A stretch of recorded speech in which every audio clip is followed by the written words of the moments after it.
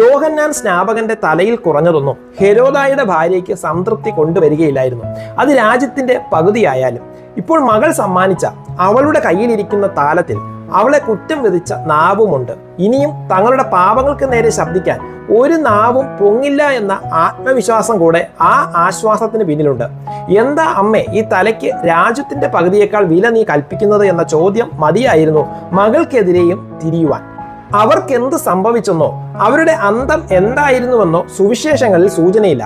യേശുവിനാൽ നടക്കുന്ന അത്ഭുത പ്രവൃത്തികൾ കേട്ടിട്ട് ഏലിയാവോ പ്രവാചകന്മാരിൽ ഒരുവനോ എന്നൊക്കെയുള്ള ചർച്ചയ്ക്കിടയിൽ ഹെരോദാവ് പറയുന്നത് അത് യോഹന്നാൻ ഉയർത്തെഴുന്നേറ്റതാണ് എന്നാണ്. യോഹന്നാന്റെ ശരീരം ശിഷ്യന്മാർ മറവ് ചെയ്തു എന്ന് മർക്കോസ് പറയുന്നു. എന്നാൽ തലയില്ലാത്ത ആ ശരീരത്തെ പോലും ഹെരോദ പേടിച്ചിരുന്നു. പാപം ചെയ്യുന്നവൻ പാപത്തിന്റെ ദാസനാകുന്നു. പാപമെന്ന യജമാനൻ കൽപ്പിക്കുന്നത് ചെയ്യുക എന്നതേ ദാസന്മാർക്ക് ചെയ്യുവാനുള്ളൂ. യജമാനനെ സേവിക്കുകയല്ലാതെ വേറെ നിവൃത്തിയില്ല. യോഹന്നാന്റെ പ്രത്യേകത അദ്ദേഹം നീതിക്ക് ദാസനായിരുന്നു എന്നതാണ്. തെറ്റുകൾ ചൂണ്ടിക്കാട്ടുന്നത് കൊണ്ട് തടവറയിലാകുന്നത് കൊണ്ടോ ശിരച്ഛേദം സംഭവിക്കുന്നതോ യോഹന്നാൻ കാര്യപ്രസക്തമാക്കിയില്ല.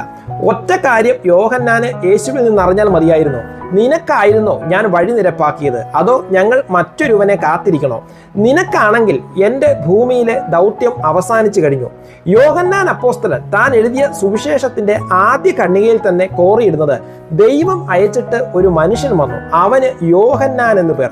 അവൻ സാക്ഷ്യത്തിനായി താൻ മുഖാന്തരം എല്ലാവരും വിശ്വസിക്കേണ്ടതിന് വെളിച്ചത്തെക്കുറിച്ച് സാക്ഷ്യം പറവാൻ തന്നെ വന്നു. അവൻ വെളിച്ചമായിരുന്നില്ല, വെളിച്ചത്തിന് സാക്ഷ്യം പറയേണ്ടുന്നവനത്രേ. ദൗത്യം അവസാനിച്ചു, അദ്ദേഹം മടങ്ങി. നമ്മുടെ ദൗത്യം പോലും ഇതുവരെ എന്താണെന്ന് നാം കണ്ടെത്തിയിട്ടില്ല. അപ്പോൾ എങ്ങനെ നാം പൂർത്തിയാക്കി മടങ്ങും? നാം ആർക്ക് ദാസന്മാരായിരിക്കുന്നു എന്നത് പ്രസക്തമായ കാര്യമാണ്. നിങ്ങൾ ദാസന്മാരായി അനുസരിപ്പാൻ നിങ്ങളെ തന്നെ സമർപ്പിക്കുകയും നിങ്ങൾ അനുസരിച്ചു പോരുകയും ചെയ്യുന്നവന് ദാസന്മാരാകുന്നുവെന്ന് അറിയുന്നില്ലയോ? ഒന്നുകിൽ മരണത്തിനായി പാപത്തിന്റെ ദാസന്മാർ, അല്ലെങ്കിൽ നീതിക്കായി അനുസരണത്തിന്റെ ദാസന്മാർ തന്നെ. എന്നാൽ നിങ്ങൾ പാപത്തിന്റെ ദാസന്മാർ ആയിരുന്നുവെങ്കിലും നിങ്ങളെ പഠിപ്പിച്ച ഉപദേശ രൂപത്തെ ഹൃദയപൂർവ്വം അനുസരിച്ച് പാപത്തിൽ നിന്ന് സ്വാതന്ത്ര്യം ലഭിച്ച് നീതിക്ക് ദാസന്മാരായി തീർന്നതുകൊണ്ട് ദൈവത്തിന് സ്തോത്രം.